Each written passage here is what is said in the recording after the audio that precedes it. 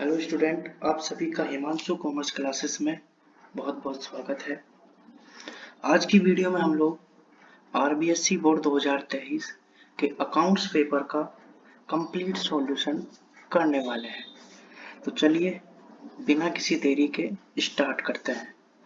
First of all मैं एक opinion paper के बारे में आपको बता देता हूँ कि पेपर बहुत ही इजी आया था इस बार।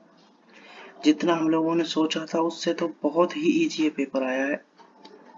कोई एक या दो क्वेश्चन ही थोड़े से ट्रिकी थे या थोड़े डीप पूछ लिए गए थे, बाकी पूरा पेपर बिल्कुल इजी आया है। जो हमने क्लास में कवर किया था वो सब कुछ पेपर में एज इट इज हमें देखने को मिल गया है। तो चलिए स्टार्ट करते हैं बिना किसी देरी के। सबसे पहले सेक्शन ए में हम देखते हैं मल्टीपल चॉइस क्वेश्चन। तो पहला क्वेश्चन जो हमारे पास है वो है which of the following is not include in final account of non profit organisations. कि नॉन प्रॉफिट जो ऑर्गेनाइजेशंस होते हैं उनके फाइनल अकाउंट में क्या इंक्लूड नहीं होता है। देखिए रिसिप्ट पेमेंट उनके लिए बनाया जाता है, इनकम एक्सपेंडिचर भी वो बनाते हैं, बैलेंस शीट भी वो बनाते हैं। वो क्या नहीं बनाते हैं, वो नहीं बनाते हैं ट्रेडिंग अकाउंट। ट्रेडिंग अकाउंट जो होता है वो प्रॉफिट ऑर्गेनाइजेशन के द्वारा बनाया जाता है। तो पहले क्वेश्चन का आंसर जो हो गया option number B trading account. दूसरा क्वेश्चन पार्टनरशिप के चैप्टर से हमारे पास है, क्या है देखते हैं। Asha is a partner in a firm, she withdraw 5,000 each quarterly at the beginning of each quarter। कि आशा एक पार्टनर है, वो हर क्वार्टर के स्टार्टिंग में कितने रुपए विड्रॉ कर लेती है, 5,000। ठीक है जी। इंटरेस्ट ऑन ड्रॉविंग चार्ज 12% पर annum, the period for interest on drawing will be. यहाँ पे हमसे पीरियड पूछ रहा है, यानी कि एवरेज टाइम पूछ रहा है, इंटरेस्ट नहीं पूछ रहा है। तो बिल्कुल सिंपल क्वेश्चन है। n प्लस 3 डिवाइड में 2 से हम निकाल लेंगे, n 12 है प्लस 3 हो गए 15, डिवाइड में 2 करेंगे 7.5। तो ऑप्शन नंबर डी 7.5 मंथ इसका आंसर हो जाएगा। नेक्स्ट क्वेश्चन पे चलते हैं। नेक्स्ट क्वेश्चन क्या है जी कि Kavita and Mamta are partner in a firm sharing profit in the ratio 4.5 5.5। ठीक है जी। They admitted Akshita as a new partner, the new profit and loss sharing ratio will be 7:11 in future. What will be the sacrificing ratio? तो बिल्कुल easy question है। हमको यहाँ पे sacrificing ratio निकालना है। सीधा ओल्ड रेशियो में दे रखा है, न्यू भी हमारे पास इस क्वेश्चन में है। ओल्ड माइनस न्यू करके हम निकालेंगे तो हमारे पास देखने को मिलेगा कि ऑप्शन नंबर बी 0 और 2 हमारा यहाँ पे आंसर हो जाएगा। नेक्स्ट क्वेश्चन देखते हैं। Gaining ratio is calculated in the conditions.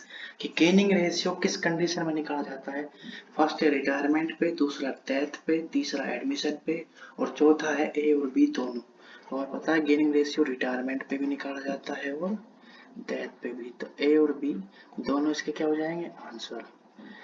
Next question यहाँ पे है on the dissolution of the firm the provision for bad debts will be transfer. किसी फर्म का जब डिसोल्यूशन होता है तो प्रोविजन फॉर बैड डेब्ट जो होते हैं वो कहाँ ट्रांसफर होते हैं, हमें पता है कौन से फर्म में ट्रांसफर होते हैं, रियलाइजेशन अकाउंट। इसका ऑप्शन हो जाएगा option number D. Next question what is the minimum annual average turnover in A 1% company. देखिए ये क्वेश्चन बहुत ही अच्छा क्वेश्चन था, थोड़ा डीप जाके थ्योरी में से पूछा गया है। इसका हमारा जो आंसर होगा वो होगा ऑप्शन नंबर 1 2 करोड़। कि ओपीसी जो होती है उसमें एनुअल एवरेज टर्नओवर होता है 2 करोड़ होता है, और अगर वो कैपिटल की पूछ रहा होता तो वहां पे हो जाता बी 50 लाख। और उसने टर्नओवर पूछा है तो ऑप्शन होगा हमारा 2 करोड़।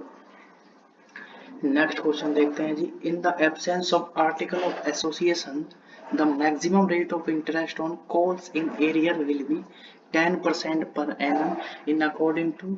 इजी क्वेश्चन है टेबल एफ। टेबल एफ में 10% होगा calls in arrear, calls in advance होगा टेबल एफ में 12%। इजी क्वेश्चन था। नेक्स्ट क्वेश्चन देखते हैं जी।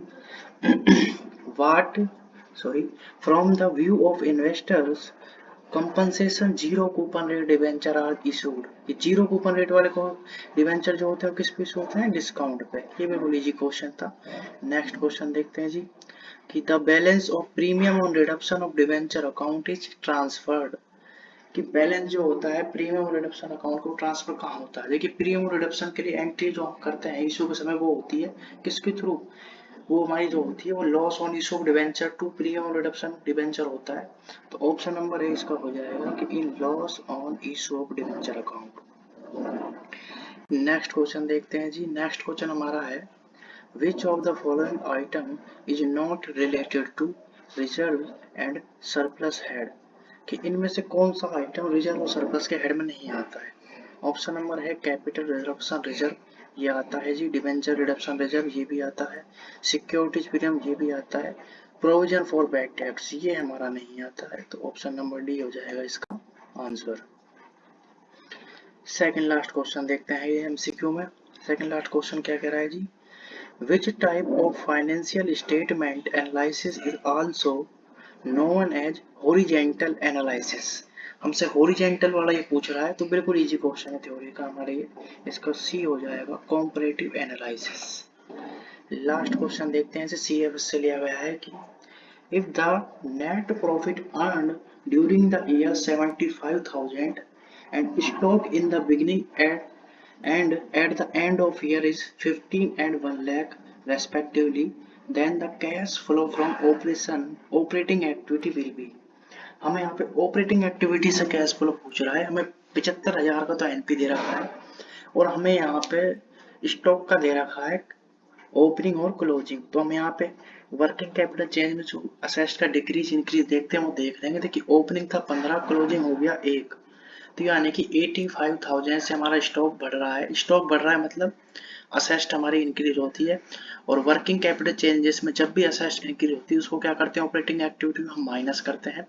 तो 75,000 प्लस के एनपी माइनस 85,000 करेंगे तो हमारा आंसर हो जाएगा माइनस के 10,000, यानी कि ऑप्शन नंबर बी। यहाँ पे हमारे एमसीक्यू हो गए कंप्लीट।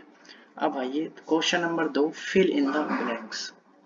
देखिए जी, पहला क्वेश्चन हमारे पास क्या है, receipt and payment account is the summary of खालिस्तान बुक, कि रिसिप्ट पेमेंट किस बुक का होता है, बिल्कुल easy question, cash book. Cash book की समरी होती है हमारा क्या, receipt and payment account. Next question, partners current account are opened under capital method, कि पार्टनर्स के जो करंट अकाउंट होते हैं वो किस मेथड में खोले जाते हैं, सबको पता है, बिल्कुल इजी क्वेश्चन। फिक्स कैपिटल जब होती है तो करंट अकाउंट खोले जाते हैं। फ्लैक्चुएशन में, फ्लैक्चुएटिंग कैपिटल में ओनली एक ही अकाउंट खोलता है, वो होता है कैपिटल अकाउंट।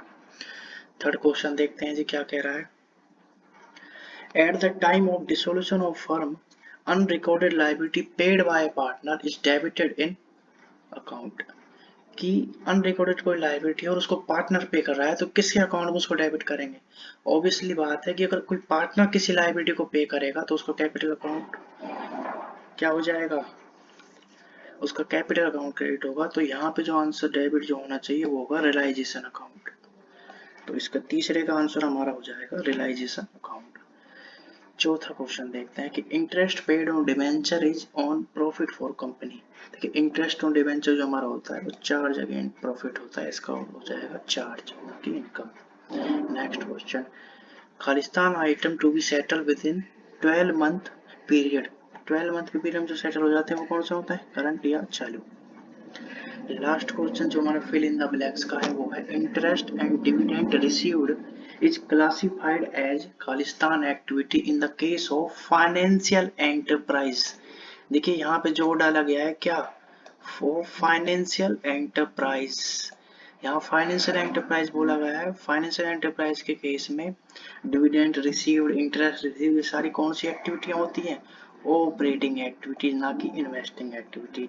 यहाँ पे कुछ बच्चों ने जरूर गलती की होगी, वो इस लाइन को पढ़ नहीं पाएंगे कि वो एक फाइनेंशियल एंटरप्राइज है ना कि नॉन फाइनेंशियल। अगर नॉन फाइनेंशियल होता तो उसके लिए इन्वेस्टिंग एक्टिविटी होती, पर क्योंकि ये फाइनेंशियल एंटरप्राइज है इसलिए उसके ये लिए यह है कौन सी एक्टिविटी होगी, ऑपरेटिंग एक्टिविटी। चलिए जी, अब हम क्वेश्चन नंबर 3 पे आते हैं, वेरी शॉर्ट टाइप आंसर्स। इसमें पहला क्वेश्चन क्या कहता है कि subscription received in current year 55,000 by Bharat club, outstanding subscription for last year 5,000, write down the amount of subscription income and expenditure account. यहाँ पे हमको सब्सक्रिप्शन की वो अमाउंट निकालनी है जो इनकम एक्सपेंडिचर में आएगी। तो ये बिल्कुल इजी क्वेश्चन है। इनकम एक्सपेंडिचर में केवल वही अमाउंट आएगी जो इस साल की है यदि ना तो हमें रिसीव होने से कोई फर्क पड़ता है ना किसी एरिया से, मिले एडवांस से भी इसमें कोई फर्क नहीं पड़ेगा। अगर इस साल की कोई इनकम होगी, चाहे मिली हो चाहे ना मिली हो, वो हमें इस साल के इनकम एक्सपेंडिचर में दिखानी होगी। जैसे सब्सक्रिप्शन के हमें यहाँ पे मिला है 55,000, और पिछले साल के इसमें कितने इंक्लूड है, 5,000। तो 55,000 इस साल मिले हैं जिसमें पिछले साल के इंक्लूड है 5,000, तो 5,000 हमें करने होंगे माइनस। तो इनकम एक्सपेंडिचर में जो आएंगे 55,000 माइनस 5,000, तो वो हो जाएंगे कितने, 50,000, 50,000 रुपए। तो इसका आंसर होगा 50,000। Next question, in the absence of partnership deed what are the rules या provisions of interest on partners capital? की पार्टनरशिप डीड के एब्सेंस में इंटरेस्ट ऑन कैपिटल के लिए क्या प्रोविजन है? देखिए, अगर पार्टनरशिप डीड का एब्सेंस है तो वहां पे हम कोई भी इंटरेस्ट ऑन कैपिटल नहीं देते हैं, तो यहाँ पर आएगा no interest on capital. Next question, देखिए, गरिमा, प्रियंका एंड निमिषा और partners sharing profit in the ratio of 3.5, 4.5, 5.5. Nimisha retires from the firm. New share of Garima will be. हमें यहाँ पे 3 पार्टनर्स के दे रखे हैं रेशियो, और वो है कि निमिषा रिटायर हो रही है, उसके रिटायरमेंट के बाद गरिमा का शेयर पूछ रहे हैं क्या होगा। देखिए, मैंने इसके सॉल्यूशन भी हमारे टेलीग्राम ग्रुप में अपलोड कर दिए हैं। वीडियो के डिस्क्रिप्शन में आपको हमारे टेलीग्राम चैनल का लिंक मिल जाएगा, वहां पे आप सभी को इन सारे क्वेश्चंस के डिटेल आंसर आपको मिल जाएंगे। पीडीएफ मैंने अपलोड की हुई है। अभी हमारा टाइम ज़्यादा वेस्ट ना हो इसलिए मैंने उस पीडीएफ को यहाँ खोल लेता हूँ और उसके थ्रू आपको दिखा रहा हूँ। देखिए, ये क्वेश्चन नंबर 3। देखिए, गरिमा, प्रियंका और नमिषा का पुराना रेशियो ये था, इसको हमने फ्रैक्शन से हटा के इजीली कन्वर्ट कर लिया 7, 9 और 11 में। अब यहाँ पे कह रहा है कि निमिषा जा रही है, तो बचेंगे कौन, गरिमा और प्रियंका। उनका रेशियो क्या बच जाएगा, 7:9। अब यहाँ पे क्वेश्चन ने हमसे ओनली गरिमा का पूछा है, तो गरिमा का क्या बचेगा, 7/16। तो गरिमा का जो रेशियो हो जाएगा वो हो जाएगा 7/16। चलिए जी, नेक्स्ट क्वेश्चन देखते हैं। What will be the entry for reduction in the provision of for bad debts at the time of death of a partner? कि कोई पार्टनर है जो वो मर रहा है और उसके मरने से प्रोविजन फॉर बैड डेब्ट्स में हो रही है रिडक्शन, यानी कमी हो रही है, उस समय क्या एंट्री होगी। देखिए, प्रोविजन फॉर बैड डेब्ट जो होती है वो एक प्रकार की क्या होती है, लायबिलिटी होती है। अगर लायबिलिटी कम होगी तो हम उसको डेबिट कर देंगे, और किसके थ्रू, किस में होगी, रिवैल्यूएशन अकाउंट में। तो एंट्री हमारी क्या हो जाएगी, provision for bad debts account debit to revaluation account. Next question हमारा देखिए, at the time of dissolution of firm the goodwill of the firm is taken over by a partner, what will be the journal entry? देखिए, dissolution of firm में किसी partner goodwill को क्या कर लिया है, टेक ओवर कर लिया है, उस समय ये एंट्री पूछ रहा है। पार्टनर अगर कोई गुडविल लेगा तो उससे एंट्री क्या होगी, partners capital account debit to realisation account. बिल्कुल इजी एंट्री है, मुझे पता है सब इसको सही कर आए होंगे। नेक्स्ट क्वेश्चन थ्योरी का क्वेश्चन था, बिल्कुल इजी क्वेश्चन है। Right the name of any 2 types of preference share.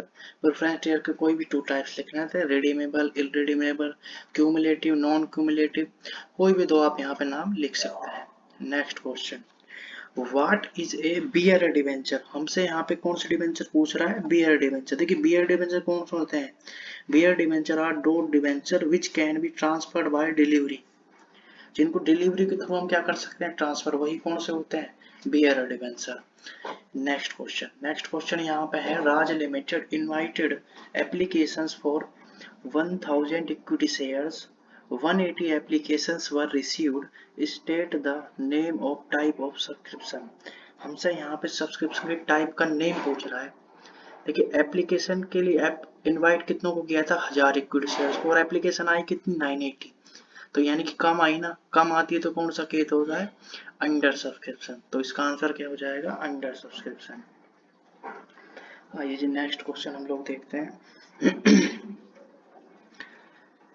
Next question जो है यहाँ पे वो है, 1 मिनट, कुछ गलती तो नहीं हुई है, हाँ कोई दिक्कत नहीं है। Next question, Rituraj limited purchase a machine worth 2 lakh from Jaspal limited, the payment was made by cheque 2000 and for remaining amount 8% debenture of 100 each were issued at 10% discount, calculate the number of debenture that were issued। हमसे यहाँ पे entry नहीं पूछी है, हमसे यहाँ पूछा है कि हमने नंबर ऑफ डिवेंचर कितने इशू कराए हैं।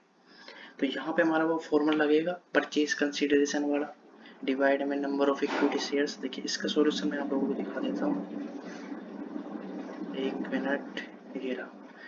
देखिए सबसे पहले हमको देखिए 2 लाख की मशीन खरीदी, 2,000 रुपए उसी समय दे दिए, तो परचेज कंसिडरेशन ओनली वेंडर कितना पड़ा, 1,98,000। और हमें यहाँ 10% डिस्काउंट दिया है 100 पे, तो 90 नई वैल्यू हो शेयर की, तो 1,98,000 डिवाइड में 90, तो डिवेंचर नंबर ऑफ डिवेंचर कितने आ जाएंगे, 2,200 डिवेंचर। इसका आंसर हो जाएगा 2,200। ठीक है जी, नेक्स्ट क्वेश्चन देखते हैं।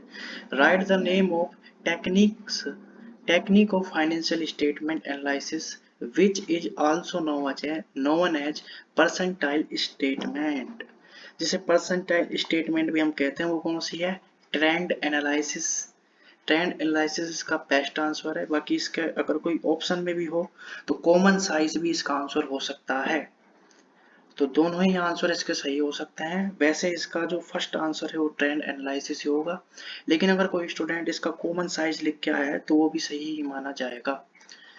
आइए जी नेक्स्ट क्वेश्चन हम देखते हैं। What are cash equivalent. Cash equivalent क्या होता है, cash equivalent means those investment which can be convert into cash within the period of 3 months. जो 3 मंथ के अंदर ही किस में कन्वर्ट हो जाते हैं, कैश के अंदर।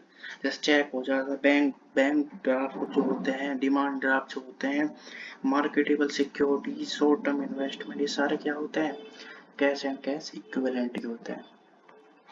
आइए नेक्स्ट क्वेश्चन हम लोग देखते हैं। देखिए Bhavesh limited made a net profit 75,000 after a transfer of general reserve of 15,000 and gain on sale of machine 10,000। Then calculate the cash flow from operating activity. Operating activity से cash flow पूछ रहा है। देखिए हमें जो 75 का ट्रांसफर जो profit दे रखा है वो जनरल रिजर्व के ट्रांसफर के बाद है, तो हमें तो पहले का चाहिए होगा। तो 75 में जनरल रिजर्व पहले हमको क्या करने पड़ेंगे, प्लस करने पड़ेंगे। तो 75 प्लस 15 हो जाएंगे 90। उसके बाद हमारे पास यहाँ पे नॉन ऑपरेटिंग इनकम है। नॉन ऑपरेटिंग इनकम हमें क्या करनी होती है, माइनस करनी होती है ऑपरेटिंग एक्टिविटी में। तो 90 में से अगर 10 हम हटा देंगे तो हमारे पास क्या आ जाएगा, 80,000। इसका आंसर मैं आपको दिखा देता हूँ, ये रहा। प्रॉफिट बिफोर टैक्स हमारे पास आ गया 90, जो 70 प्लस 50 करने के बाद आया। इसमें से हमने नॉन ऑपरेटिंग इनकम या गेन को कर दिया माइनस, तो हमारे पास कैश फ्लो फ्रॉम ऑपरेशन आ गया कितना, 80,000।